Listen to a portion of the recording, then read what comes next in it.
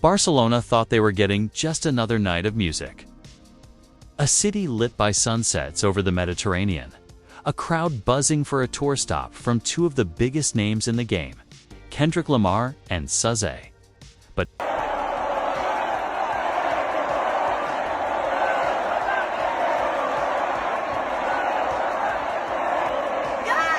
energy is so fire.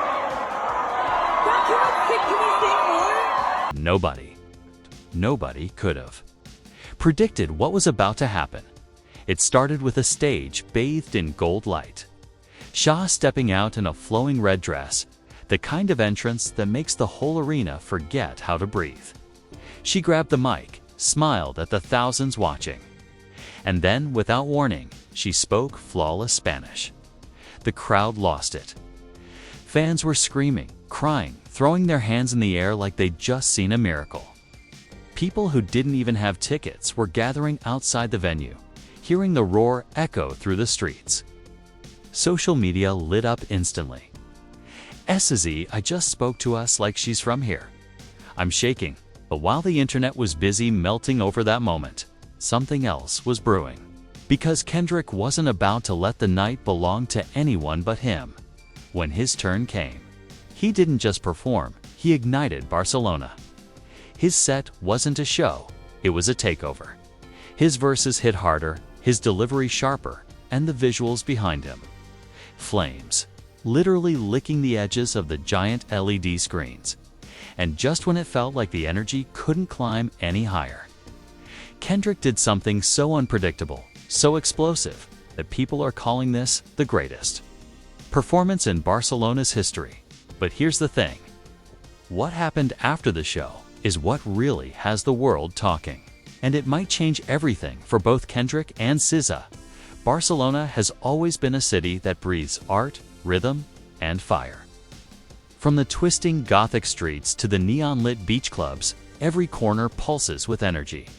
And when word spread that Kendrick Lamar and SZA were bringing their joint European tour to the Catalan capital, the hype wasn't just big, it was seismic.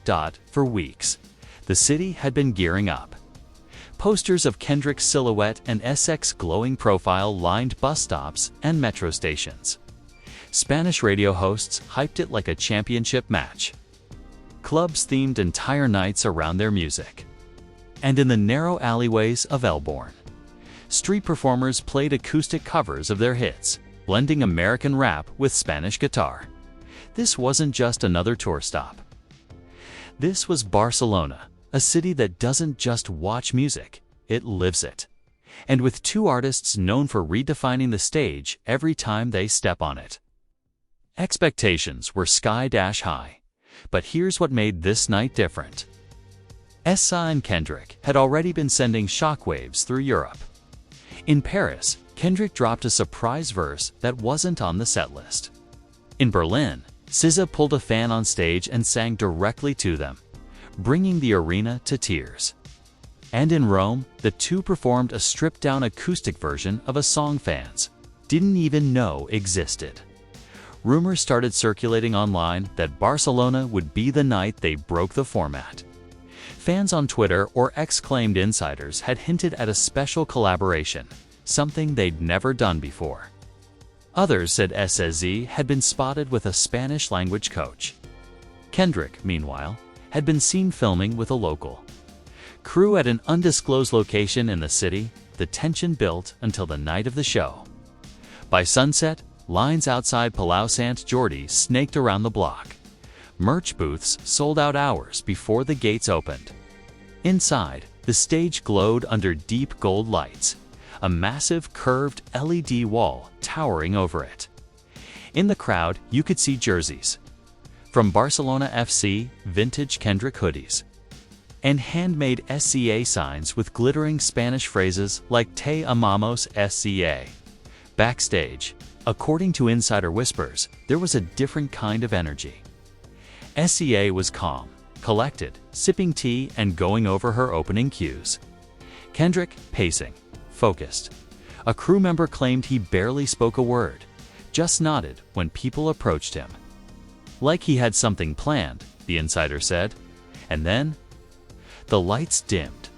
A hush swept through the arena like a wave pulling back before a tsunami. A single spotlight hit center stage. Out stepped SZA, radiant, wearing a flowing crimson dress that shimmered under the lights like fire silk. She smiled at the crowd, lifted the mic, and said the words nobody expected, Barcelona. Buenas noches. Estoy muy feliz de estar aquí. Con ustedes esta noche. Perfect Spanish. Clear, warm, and heartfelt. The crowd erupted. Thousands screamed. People covered their mouths in shock. Fans clutched their friends and shouted, "She's speaking to us." Videos went viral in seconds. SZA just spoke perfect Spanish in Barcelona, and I'm crying. She went straight into her set, weaving Spanish phrases between songs, connecting with the crowd like she'd been singing to them her whole life. Every time she spoke, the reaction was deafening. But as beautiful as that was, what nobody realized was that Kendrick, watching from the wings, was taking notes. Not on what she said, but on how the crowd was reacting. And when it was his turn, he was going to take that energy and set it on fire. And Barcelona. They had no idea what was coming, because this night wasn't just about music. It was about dominance, connection, and a shock ending that would have people talking for years. The applause from SZA's final song was still echoing when the stage lights went black. The crowd's cheers turned into a restless buzz. They knew who was coming next. The LED wall lit up, a massive silhouette of Kendrick Lamar forming out of flickering flames. The bass rumbled so deep, it felt like the arena floor was breathing. When Kendrick stepped out, he didn't smile. He didn't wave. He just stood at the edge of the stage, head tilted slightly, scanning the crowd like a general sizing up a battlefield. The air was electric. The beat dropped, but not into one of his usual hits. Instead, it was a flamenco guitar riff, slow and haunting, looping over a deep trap beat. The crowd gasped. Barcelona's own sound stitched into Kendrick's world. It was the first hint he wasn't just here to perform, he was here to own the night. He started spitting rapid-fire precision, weaving English and short bursts of Spanish like a blade flashing in and out of light. SZA en la mas. Mi alma no tiene miedo. The city's on fire. My soul has no fear. The reaction was immediate. People screamed his name. Others held up phones in disbelief, posting clips with captions like, "Kendrick just rapped in Spanish in Barcelona. What is happening?" Halfway through his verse, the giant LED screen behind him shifted from abstract flames to live drone footage, the city itself glowing under the night sky. La Sagrada Familia, the beach, the Ramblas, all bathed in a surreal golden filter. The camera zoomed in until the crowd realized the footage was live, and then the real twist landed. The drone feed cut from the streets to a rooftop somewhere. In the city, on that rooftop, a massive Kendrick Lamar banner flapping in the wind, with a burning outline of Barcelona's skyline projected on it. The arena went insane. People started chanting his name, but Kendrick just grinned for the first time all night. He stepped back, let the crowd chant, and then the music stopped cold. "Barcelona," he said slowly, "this city is mine tonight." The arena went wild, trying to guess what he meant. Fans flooded social media with theories. Was he dropping a surprise track dedicated to the city? Was there going to be a pop-up show in the streets? Was this a setup for a video shoot? And just when people thought the night was over, every phone in the arena buzzed with the same airdrop notification. A black image with white text reading, "Meet me at the water." Barcelona didn't sleep that night. And by morning, the city would learn exactly what Kendrick meant and why this show was just the beginning. Barcelona didn't wake up on Sunday morning. It was already awake. The airdrop, message, meet. Me at the Water had detonated through the city overnight. Fans left the arena still buzzing, but instead of heading home, many went straight to the coastline. By 2 a.m., small groups were already gathering along Barcelona beach, staring out at the black water like something was about to rise out of it. By sunrise, the scene was surreal. Hundreds of people camped out with blankets, portable speakers, and phones ready to stream. TikTok was flooded with live from the beach posts, each one filled with wild theories. Was Kendrick shooting a music video? Was SZA coming too? Was there going to be a free pop-up concert? Even Spanish news outlets picked up the story, running. Split-screen coverage of the Palau Sant Jordi performance and live drone shots of the gathering crowd by the sea. A local anchor said it best. Barcelona has hosted the Olympics, Formula One, and Champions League finals. But we've never seen anything like this. At 10:42 a.m., something happened. A small white boat appeared on the horizon, moving slowly toward the shore. People started running down the sand, phones in the air, chanting Kendrick. Kendrick. But as it drew closer, it became clear. Kendrick wasn't on it. Instead, the boat was carrying a giant black crate, bolted shut. The crowd went silent as stagehands, yes, actual stagehands in black hoodies, unloaded it and set it on the beach. A few shouted questions in Spanish. No one answered. The crew simply wheeled the crate up the sand, left it near the boardwalk, and walked away. 10 minutes later, an Instagram story went live from Kendrick's verified account, a close-up shot of the crate side where white paint spelled out 12 p.m. The countdown was on. People started pouring in. By noon, the boardwalk was jammed, locals, tourists, street vendors selling Kendrick tees with the word Ray King printed across them. Spanish police tried to keep the crowd controlled, but it was no use. The energy was boiling over. When the clock struck 12 o'clock, the crate doors swung open. Inside was a single silver microphone hanging from a chain in the center. No Kendrick, no SZA, just the mic, glinting in the sun. Gasps rippled through the crowd. Security cleared a path as a crew member stepped forward, detached the mic, and clipped it to a stand in the middle of the sand. Then, from hidden speakers, Kendrick's voice rang out deep, measured, and clear. Last night, I took the city. Today, the city speaks back. And with that, the beat dropped, the same flamenco trap blend from the concert. But Kendrick wasn't rapping. Instead, the mic was open, and the crowd understood. This was their turn. One by one, fans stepped forward to freestyle, to sing, to speak messages to Kendrick. Some rapped in Spanish, others in Catalan, a few in English. A local poet recited verses about fire and freedom. A teenage boy delivered an a cappella rap about growing up in Barcelona, his voice shaking with adrenaline. Every performance was recorded and streamed to a massive LED screen set up behind the mic stand. But here's the twist that set the internet ablaze at exactly 12:45. The screen glitched, and suddenly Kendrick appeared live from an undisclosed location, watching the crowd in real time. He smiled, clapped for the teenage boy's verse, and said, "Barcelona, you got bars. I see you." The crowd exploded. Clips went viral instantly. Kendrick watching our freestyles from somewhere in the city. Fans began speculating on his location, rooftop, studio, yacht. Theories ran wild.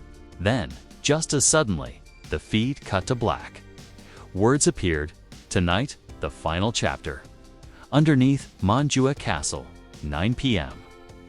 That's when Barcelona lost its mind. Montjuic Castle. The 17th century fortress overlooking the harbor was a historic landmark, not a concert venue. How Kendrick had gotten permission to do anything, there was a mystery.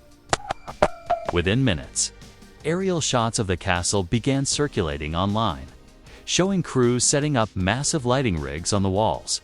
By 7 p.m., the path up to Montjuic was packed. The castle glowed under floodlights, its stone walls bathed in deep red. The crowd spilled across the hillside, some climbing trees for better views. Helicopters buzzed overhead, and at exactly 9 o'clock, the fortress went dark. Silence. A single spotlight flickered on at the top of the wall, and there stood Kendrick, dressed in all white, holding the same silver mic from the crate. But the real shock, standing beside him, was SZA. The crowd screamed so loud it echoed off the harbor. Kendrick raised the mic, and together they launched into a completely new song, part rap, part ballad, blending English and Spanish, telling the story of their takeover of Barcelona in the last 24 hours.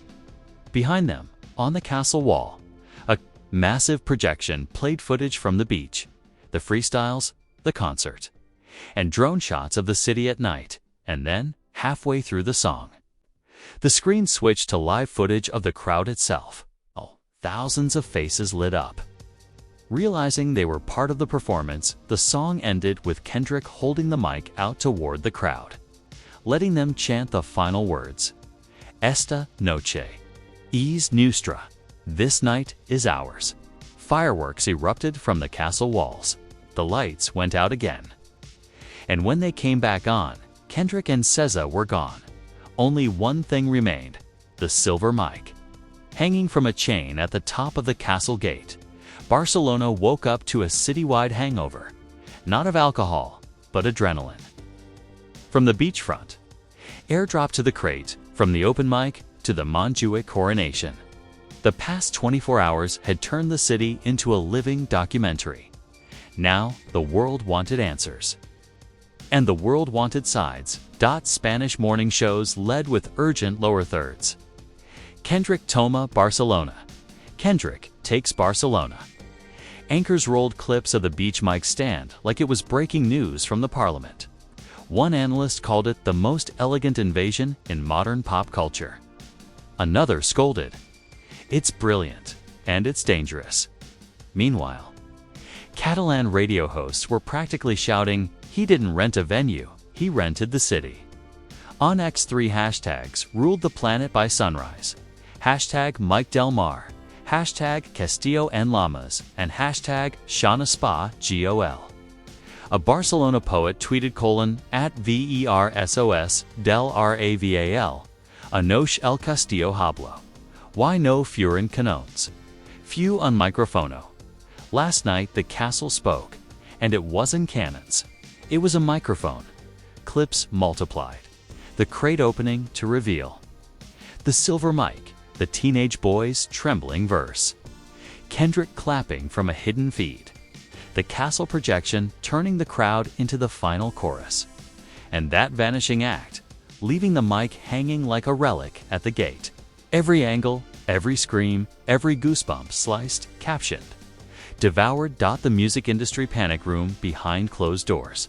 The calls got frantic. Festival bookers texted each other. Could he do this at our city? A European promoter leaked. A redacted email thread titled Non-Traditional Site Interventions Risk Assessment. One line screamed, if Lamar can activate municipal landmarks without traditional marketing, the ad economy is compromised. A digital streaming executive posted a neutral thread to 4H Surge. Kendrick catalog plus 411% in Spain, 119% EU-wide. SZA plus 227% in Spain, plus 88% EU. Neutral commenters laughed. A brand strategist wrote, he just proved you don't need an album rollout, you need a city rollout. Celebrities choosing violence softly. Of course, an international pop queen uploaded a story whispering in Spanish, Hoy cantamos más fuerte today. We sing louder, over the beach shot. A legendary government, police, and the castle by noon. City officials held a stiff press conference. A spokesperson praised the peaceful celebration, then slipped. Some arrangements were conventional. Reporters pounced. Did they approve? the castle were permits expedited. Was any of this legal? A follow-up statement hedged. There was an event with controlled access and safety personnel.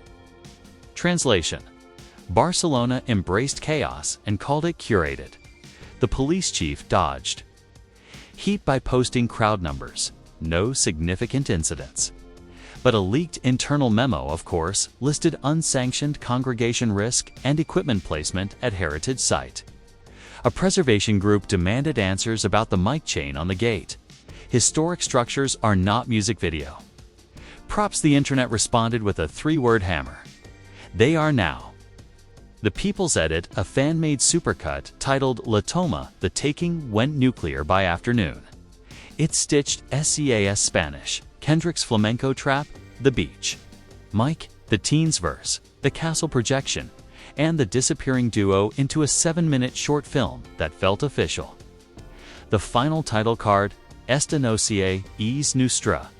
This night is ours. The uploader, brand new account already rumored to be connected to a European art collective or Kendrick's team. Or no one. Conspiracy became oxygen, hate, love, and the middle that doesn't exist. Opinion writers picked sides with knives out. Genius urban theater that honored the city's voice. Manipulative spectacle that hijacked public space. Tourism board fever dream. The most important. Live art of the decade. Fans weren't calmer. A war broke out between 2 viral comments under the same clip. At Catalan K, he gave us the mic. When's the last time a superstar asked to hear us? At Lauren Blériel, he gave you a script. Don't call it freedom if it was staged. Meanwhile, the teenage boy from the beach now identified as Iker, 16, from Hospitalet to one on local TV. He tried to speak, voice cracking, then cried. He said he sees me. The clip shattered even hardened skeptics. The comments flooded. Iker for president. He is Barcelona. The Drake question, and just when Barcelona thought it could keep the narrative self-contained. The global internet thrust in a familiar specter. Would Drake ever do this? Could he? Should he? A Canadian podcaster smugged spectacle. Is nice. Ownership is nicer. A Spanish columnist clapped back. Last night was ownership. A culture mag ran the headline. Kendrick's Barcelona versus Drake's Toronto, 2 models of power. Both fandoms arrived with torches. The Money, a nightlife syndicate source, leaked bar graphs showing a 210% upswing across waterfront venues. A taxi union leader posted, "He fed the city. We'll allow the castle." An ad agency executive wrote, "He bypassed us entirely, yet made us richer." That's the future we fear. The AI truthers, of course, they came. Threads argued the crate was an AI stunt. The castle projection was deepfake logistics. The SZA Spanish was cloned. She went live, counted to 30 in Spanish, then laughed. Real enough. Another camp insisted the silver mic was NFC tagged to gather crowd data. A coder proved the Montjuic lead color ramp matched a palette from a 2017 Kendrick visual. Internet detectives declared victory. Over what? The winning didn't matter, the arguing did. The inside whisper an alleged crew member posted on a burner. You saw a concert. We executed a constitution. The comment got deleted. Screenshots immortalized it. Constitution? Of what? For whom? The line that split the city by sunset. A mural appeared under a bridge near the beach, a silver mic over the sea, and 2 lines in spray paint, nos dist la voz. Pero elegist, la canción, you gave us the voice, but you chose the song. It hurt, it healed, it did both.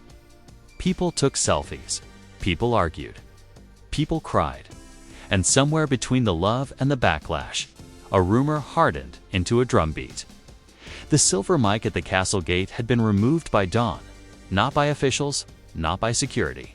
by someone else. A grainy photo surfaced, a hooded figure at 4:13 a.m., reaching up toward the chain. The caption that detonated the discourse. If the city's mic is gone, who's speaking next? Because Barcelona wasn't asking if the story was over. The city was asking the only question that keeps culture alive and crowns unstable.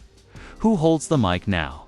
The artist, the city, or the ghost who took it? By midnight, Barcelona wasn't just buzzing, it was obsessed. The missing silver mic had turned from a curious footnote into the center of the storm. News channels looped the grainy 4:13 a.m. photo like it was evidence in a criminal trial. Social feeds overflowed with theories. Was it a thief? A fan? Someone from Kendrick's own team? But at 1:07 a.m., the story took a turn nobody could have predicted. A new Instagram account appeared. 0 followers, no profile picture, no bio.